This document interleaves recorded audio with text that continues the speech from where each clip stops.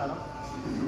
మా మా ఉపాధ్యాయుడు మాకు లెక్కల మాస్టర్ గారు కృష్ణమాచారి సార్ గారికి, మరియు మా ఆర్మీ మాస్టర్ గారు సత్యనారాయణ సార్కి, నా బ్రదర్ అందరికీ పేరు పేరున ఈ సందర్భంగా మాట్లాడుతున్నాను. ఒక సాంగ్తో మొదలు పెడతాం. మాతా భారత మాత, నీలో ఉన్న రూపం నా అమ్మ రూపం, నా అక్క రూపం, నా బిడ్డ రూపం. ఆ రూపాలని మాకు చిన్నప్పుడు మా మెదడులో వేసి తల్లిదండ్రుల మీద, తల్లి మీద, అక్క మీద, చెల్లె మీద, ఆడపిల్ల మీద ఉన్నటువంటి ఆ ఎమోషన్ని దేశభక్తిగా మార్చి మమ్మల్ని దేశ సైన్యాలకు పంపించి మీరు మత రాజకీయాలు చేస్తున్నారు. అందుకే నేను చెప్తున్నా, హర్ సైనిక్ గర్ తిరంగా అనే నినాదంతో నేను ముందుకెళ్తానని మొన్న లీవ్ పెట్టాను. లీవ్ పెట్టి ప్రతి సైనికుల ఇళ్ళకి వెళ్ళాను. ర్యాలీలు తీయను, 100 కోట్లు ఇచ్చినా నేను ర్యాలీ తీయను. సైనికుడు ఇంటికి వెళ్ళాలి. ఆ సైనికుడి కుటుంబాన్ని, అతని సైనికుడిని తయారు చేసిన తల్లిదండ్రులను గౌరవించడం మన సంస్కారం. వాళ్ళ ఇంటి ముందు గల్లీ నుంచి వెళ్తూ వాళ్ళ ఇంటి దగ్గర ఆగే సంస్కారాలు పోయినాయి.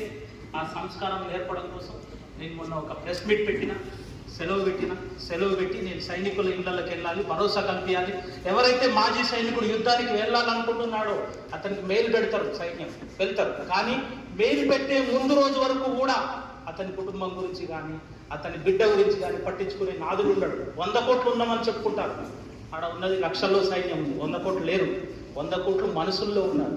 ఆడ మనిషి రూపంలో బార్డర్లో కాపలా కాస్తున్న సైనికులు లక్షల మంది ఉన్నారు. సో దానికోసం నేనేం చేసిన అంటే సెలవు పెట్టి, ఆ సెలవు శాంక్షన్ చేయకుండా, రిజెక్ట్ చేయకుండా యాబ్సెంట్ రాశారు. నేను ఇప్పుడు యాబ్సెంట్లో ఉన్నా. ఇది మన భారతదేశం. ఎందుకంటే అది చూసే అధికారికి ఒకటి ఉంటుంది, నేను పెట్టిన లెటర్ ఒకటి ఉంటుంది, అది చదివేడు ఒకటి ఉంటాడు, రిపోర్టర్ ఇంకోటి రాస్తాడు. These are conflicts. ఇలాంటి కాన్ఫ్లిక్ట్స్ వస్తాయని 2023లో ప్రివెన్షన్ ఆఫ్ రిలీజియస్ కాన్ఫ్లిక్ట్స్ మీద ఒక ఎన్జిఓ రావాలి అనేది నేనే ఏర్పాటు చేస్తాను. ప్రభుత్వం పర్మిషన్ ఇవ్వమన్నది అని అడిగిన. గవర్నమెంట్ ఒకటే చేసింది, నువ్వు పోలీస్ ఆఫీసర్గా ఇది పెట్టకూడదు. కానీ గవర్నమెంట్కి ఆ బాధ్యత ఉంది కదా, ఒక స్వచ్ఛంద సంస్థకు పంపొచ్చు కదా. ఎక్కడిది ఆఫీసర్లతో, ఎమ్మెల్యేలతో, మినిస్టర్లతో మాట్లాడుకొని ఎవరిని ఎక్కడ పోస్టింగ్ పెట్టాలి, వీళ్ళని ఎక్కడ పోస్టింగ్ పెట్టాలి, ఎక్కడ ఏ కుల రాజకీయాలు.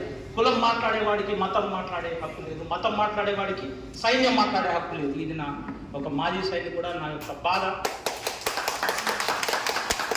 ఒకటే మాట చెప్తాను, soldier sold inside executive representative. తన అంతరాన్ని దేశం కోసం అంకితం ఇచ్చి అతను దేశం కోసం ఒక రిప్రజెంటేటివ్గా పనిచేస్తాడు. ఆ రిప్రజెంటేటివ్ యొక్క కుటుంబం దగ్గరికి వెళ్ళే సంస్కారాన్ని ప్రభుత్వాలకు నేర్పాల్సిన బాధ్యత ఒక మాజీ సైనికుడుగా, ఒక పోలీస్ అధికారిగా నాకు. అందుకే దయచేసి అందరికీ పాదాభివందనాలు. నేను ఇప్పుడే మా గురువు గారు అవబడ్డారు, నేను పాదాభివందనాలు చేశాను సార్కి.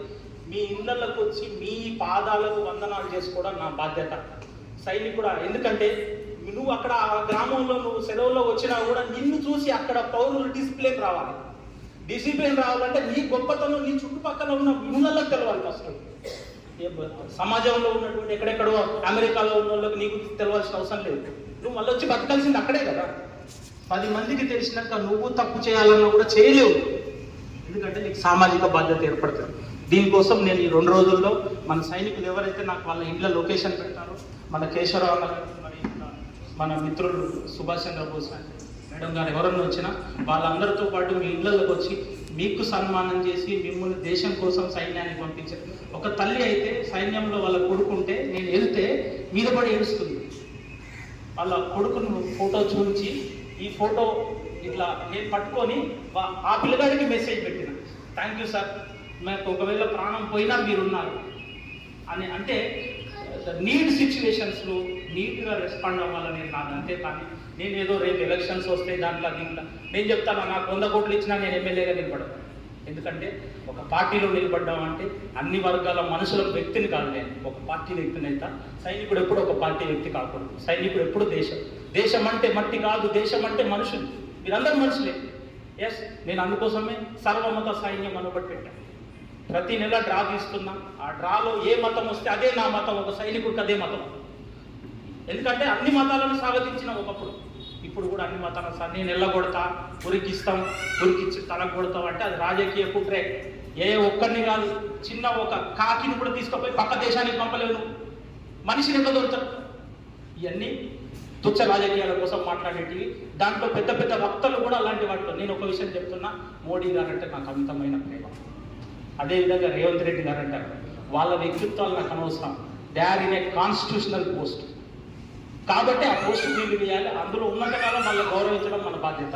నాకు ఎక్కువ సమయం లేదు, నాకు లొకేషన్స్ ఇస్తే నేను ఈ రేపు ఎల్లుండిలో వస్తాను, వచ్చి మీ కుటుంబాలకు వెళ్తున్నాం. అందుకే ఆపరేషన్ సింధూర్లో పాల్గొన్నటువంటి సైనికుల ఇళ్ళకి వెళ్ళడానికి నేను నిశ్చయించుకున్నా. ఎవరు రమ్మని పిలిస్తే, ఎందుకంటే మీ ఇంటికి రావడం అనేది మీ పిలుపు మేరకు రావాలి, నా పాటికి నేను రాకూడదు కదా. దయచేసి ఎక్కువసేపు సమయం తీసుకున్నందుకు క్షమించండి.